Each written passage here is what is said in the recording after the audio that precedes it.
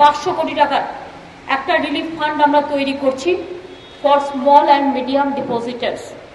কিন্তু এই টাকাটা আমি কোথা থেকে পাবো?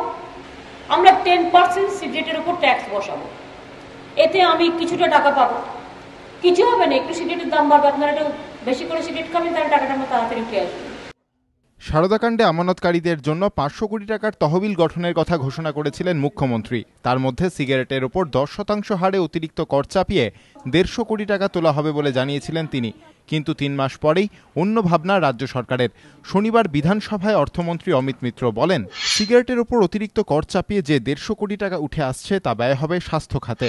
গত এপ্রিলে মুখ্যমন্ত্রীর ঘোষণার পরেই তামাকজাত পণ্যের ওপর অতিরিক্ত কর বসানোর প্রক্রিয়াও শুরু হয়। সারদাকাণ্ডে গঠিত কমিশনের কাছে ইতিমধ্যে জমা পড়েছে হাজার হাজার আবেদন। কিন্তু শনিবার অর্থমন্ত্রীর মন্তব্যের পরেই রাজনৈতিক মহলে প্রশ্ন উঠেছে, সিগারেটের ওপর অতিরিক্ত কর বসিয়ে তোলা অর্থ স্বাস্থ্য খাতে খরচ হলে সারদাকাণ্ডে ক্ষতিগ্রস্ত আমানতকারীদের জন্য গড়া তহবিলের ভবিষ্যৎ কি? রাজ্য সরকারের সিদ্ধান্ত বদলের পর আমানতকারীদের কিভাবে টাকা ফেরত দেওয়া সম্ভব হবে? এবিপি আনন্দ।